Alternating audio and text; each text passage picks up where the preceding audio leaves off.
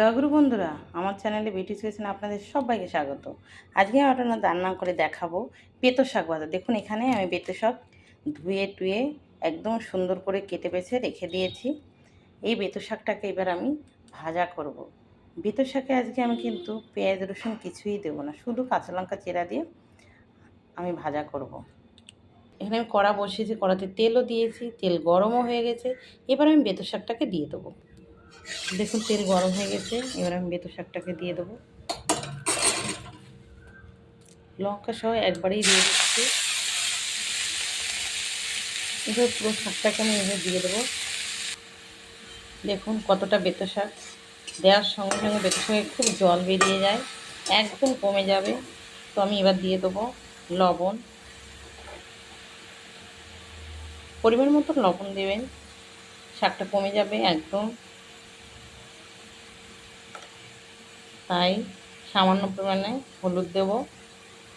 শাক ভাজায় হলুদ যত কম দেবেন শাকটা সবুজ সবুজ থাকবে, খেতেও ভালো লাগবে। বেশি হলুদ দিলে হলুদের গন্ধ ছেড়ে দেয়। একটু ঢেকে দেবো শাকটা। দেখুন জল এমনি বেরিয়ে গেছে, একটু ঢেকে দিলে তাড়াতাড়ি সিদ্ধটা হয়ে যাবে। ঢাকার আগেই জল বেরিয়ে গেছে দেখুন। তো ঢেকে দিচ্ছি একটু। দেখুন একটু সময় ঢেকে রেখে পাচ্ছেন, দেখুন একদম সেদ্ধ হয়ে গেছে শাক, জলও টেনে গেছে। এবার এভাবে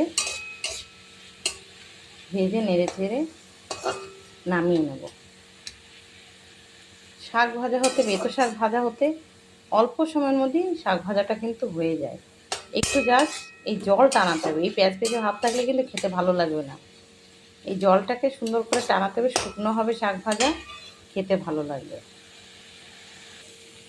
যে কোনো শাক ভাজা কিন্তু এভাবে আপনারা একটু ঘাটবেন, দেখবেন শাক ভাজাটা আরও সুন্দর হবে। একদম নতুবা তাকিয়ে থাকে শাক ভাজা, মনে হয় একদম শক্ত হয়ে থাকে। আর এভাবে ঘেটে দিলে একদম গায়ে গায়ে শাক ভাজাটা শাকের সঙ্গে শাক একদম মিশে যায়।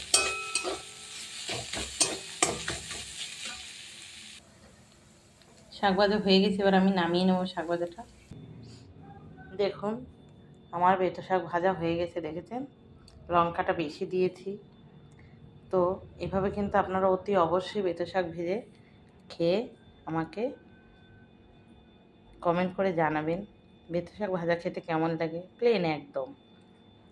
তো আমার এই রেসিপিটা যদি ভালো লেগে থাকে তাহলে please please please like share comment করতে কিন্তু ভুল করবেন না, সাবস্ক্রাইবটা করে দেবেন। জয় গুরু।